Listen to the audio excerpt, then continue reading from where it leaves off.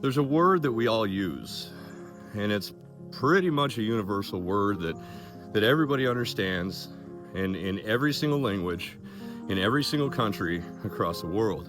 It is a word that is actually a complete sentence if it's used properly. It is probably the most powerful word that we can use. It can save us from heartbreak. It can help uplift us. It can protect us. It can do almost an infinite number of things in a good and bad way. Welcome back to another episode of Sweat Talk. My name is Chad, and that word that I'm talking about is no. When I was a kid, my mom, when I would ask her for something, when I would ask her to be able to go do something and she didn't want me to, she would just simply say no. And then when I was a kid, I also felt that I deserved some sort of an explanation, so I would say why, right? Why, Mom? Why would you tell me no? And she would look at me and she would say, no is a complete sentence. I don't owe you an explanation, And in that context, she never owed me an explanation. And she realized that as a parent, when she said no, that was the final word. So if we think about that, think about how no is a complete sentence. Somebody comes and asks you for something, or somebody asks you to do something. If you just simply turn to them and say no, more often than not, they will get furious. Because when it's used as a complete sentence, then oftentimes we have taught ourselves, or over the course of our life, somebody has taught us to believe that we need to give some explanation for that no, for that response that we gave, or that response that somebody else gave us. One example I can use is people, there's every now and then I'll get somebody in the comments section that says, you need to turn the music off on your videos. No, that's it. I don't have to give you an explanation. I don't owe you anything. And that's one of the most amazing things about using that word, is because when you use that word no, it'll also help you realize that you don't owe anybody anything. You don't owe anybody an explanation. You don't owe them your time. You don't owe anybody your money. You don't owe anybody anything. There's nothing that you owe somebody else. Sometimes you might even feel obligated. You'll feel obligated to give an explanation for your answer of no. You'll feel like you need to explain yourself, explain yourself, or explain your situation or the way that you stand on that particular situation. But the reality is your reasoning for saying no is really nobody else's business but your own. So with that, we cannot force somebody to see our perspective. We can offer up our perspective. We can offer up advice. This channel, I do not offer advice here. All I'm doing is offering my perspective. Some people say that because of the way that I speak, I'm giving advice. I'm not. And if you see it as advice, then that's on you, right? But I'm not trying to tell people how to live. I'm not trying to tell people what to do with themselves. I'm not trying to tell people what is right and what is wrong. I'm simply offering my perspective. I'm hoping to offer a perspective to everybody else that cares to listen that may benefit them in the future. Our perception or our perspective, it has been programmed into us. It has been given to us in many, many situations. Just about any situation you can think of. The big black box that's bolted to the wall, it tells us all the time what to believe, what to think, how to feel. So extremes to any situation is going to be a bad thing, in my opinion. And it doesn't matter if it's race. It doesn't matter if it's religion. It doesn't matter if it's finances or opinions. It doesn't matter if it's kindness, empathy, or just somebody being mean. Sometimes being mean can actually be a good thing, because you have the ability to tell somebody no. You have the ability to be honest with somebody else, and you're not going to fear the judgment, or you're not going to allow somebody else's opinion dictate what you think or what you feel. But being kind, it can be bad as well, because if you are too kind, then somebody who is mean will be able to manipulate that, and they will take your kindness for weakness, if your kindness is weakness. But there again, if you're too strong, that can be bad, because you're going to be lacking in empathy. If you're too weak, then you're going to get walked all over. If you're too religious, then I'll stay away from that one. But I hope you get the idea of where I'm going with this. Is Extreme on every single aspect, religious and everything, religious, political, everything. We have to be careful when we're on an extreme side of one or the other. There needs to be balance inside of there to keep us centered, to keep us grounded, and to keep us from seeing the truth, right? Because there's an old saying that there's three sides to every story, right? There's his side, there's her side, and then there's the truth in the middle. So when it comes to storytelling, and when it comes to learning how to tell somebody no and say no, it's actually an extremely powerful thing, because you will not allow somebody to walk all over you. But you have to be able to be decisive, you have to be able to follow through with it, and you have to be able to stick to your guns. No is an extremely powerful word, but it all comes into perspective. If your perspective is that you owe somebody an explanation for telling them no, because that's how you were trained as you were brought up. That's what you were led to believe is you owe somebody some sort of an explanation because you feel guilty. You say no for something. Then it seemed like it was the polite thing to do as we were growing up to give an explanation, right? Like, and I mean, you have to be able to use this in context as well. It has to be applied, properly. Like, you can't just run around and be an asshole and be like, no, nonstop to everything. There again, you can't be too extreme on one side or the other. But anymore, too many of us, we don't know how to say no anymore. We say no to ourselves inadvertently when we're saying yes to somebody else for something else. So by default, we are putting ourselves last. And humility, empathy, I absolutely believe in those, and I believe that they're absolutely necessary. The problem is people's empathy, it's being manipulated. It's being taken advantage of by the big black box on the wall that has the talking heads inside of it telling us what to think, believe, and feel. There's a divide that's going on. And the gentleman that I spoke about yesterday, Dr. Sharma, he actually did a video about this a couple days ago. He did a video on how empathy is going away.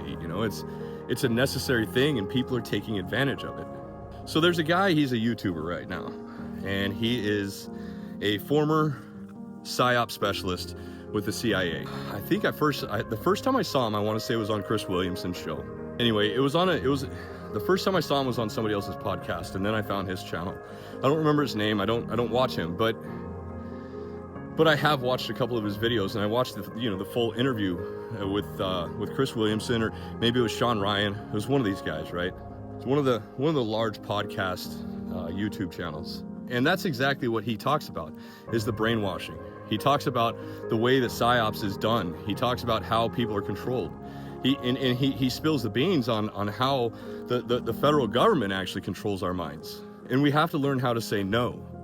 We have to say no to the shit that we're being programmed with on a daily basis. We have to get back to where we can actually form a unique thought again. Not when somebody tells you, hey, you need to hate that president.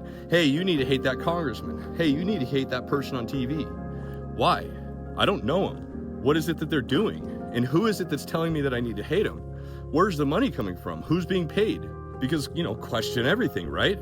The power in our words, the words that we say, how we use them in our flexion, our body language, everything that we use as communication tools on a day-to-day basis, we don't give that stuff the credit that they deserve. We don't think about the word judo that's used. A perfect example was this last election here in Washington. We don't have state income tax, but on the last ballot, they were trying to propose a new Washington state income tax. But the word judo that they used was no meant yes, and yes meant no. And they did that intentionally because the average person that doesn't have a good reading comprehension, they're going to vote for more taxes. They're going to vote to get stolen from more, because taxation is theft, straight up. This is the state government that is trying to use verbal judo to trick people into believing something or doing and saying something that they want.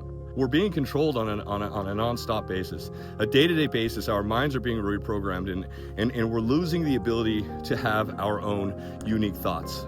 We don't think about how powerful our words are. We don't think about how powerful the communication that we use and how effective the communication that we use every day can actually be. The information or misinformation that we're being given on a daily basis how effective it can be at controlling our thoughts and making us think, believe, and feel whatever they want us to think, believe, and feel.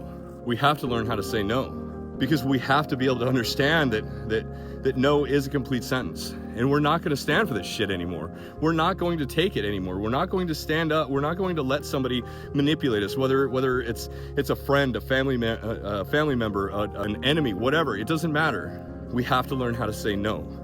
We have to change our perspective on the word no. We have to look at that word no as a complete fucking sentence. That word no, it's powerful, man. Because I mean, it can absolutely destroy our day. It can destroy our year. But we can do the same thing to somebody else if we're not careful with how they use it. It's an extremely fucking powerful word.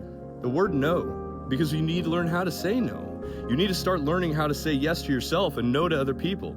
You need to start taking care of yourself. Self-hygiene, right? You need to take me time. The importance of me time, oh my God.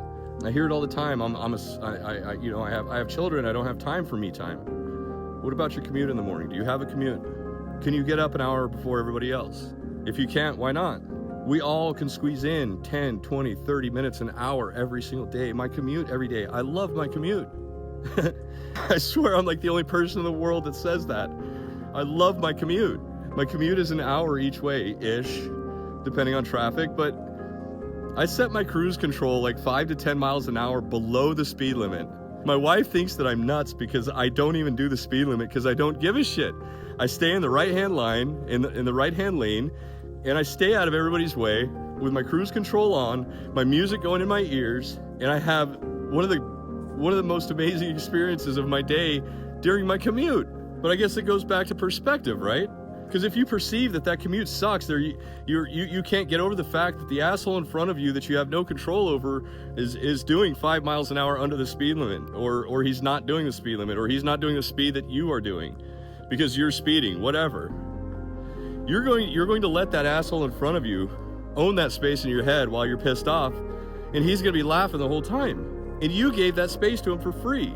You know, you think about road rage incidents, right? I've been guilty of it too. You know, there was a time in my life where I was speeding constantly. I was always late for everything. When I was going somewhere, I was late. I used to say I'm going to be late to my funeral. I was always late, always. Nowadays, I'm never late for anything. I'm always early. You know, maybe it is an age thing. It's just something that you learn as you get older. I don't know. But if we think about the road rage incidents that you see, like people getting shot, people getting fights in the street. I mean, how stupid is that? You're trying to control something or someone that you have no control over. You're trying to control that situation, and you're giving your mental space to some other asshole that you don't even know. I mean, road rage, that's some of the dumbest shit ever. Just leave earlier. Don't be late for work. Set your cruise, get in the right-hand lane, and chill. People don't even use their cruise. They go fast, they speed up, they slow down, they speed up, they slow down. Like that's a non-stop thing. I watch people do it all the time. It's crazy. And just sit back and watch everybody else while they're in this rat race. They're stressing out because they're trying to control a situation that they have zero control over. Because they're not willing to say no. Fuck it, I'm letting it go. Just let it go.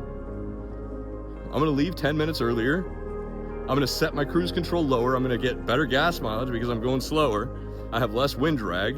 I have less rolling resistance. So it's going to do nothing but benefit.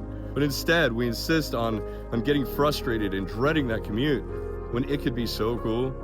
It could be so relaxing to actually sit in your car and prepare yourself mentally for the day ahead of you. And then at the end of the day, relax, calm down, and don't take that shit home. It's all about perspective. It's all about how you perceive something. Because you can only control what you can, you know? What is that? The serenity prayer? God grant me the serenity to accept the things I cannot change, the courage to change the things that I can, and the wisdom to know the difference, right? Catholics, you guys know what I'm talking about. Christians, you guys know what I'm talking about. I'm not religious and I don't go to AA, but I do know that prayer. And like, if you think about the depth of it and how important it is to actually live by that kind of a motto, the religion has nothing to do with it. The fact that it is a prayer has nothing to do with it. That is an affirmation that we should be telling ourselves anyway. The use of that word no, those those boundaries that I talk about, the use of those boundaries that I talk about, you know, think about that. Because when you use no as a complete sentence, no becomes a boundary. And people don't fucking like boundaries. And there's context where we have to not take no for an answer. We have to fight for what we deserve. We have to fight for what it is that we built and earned.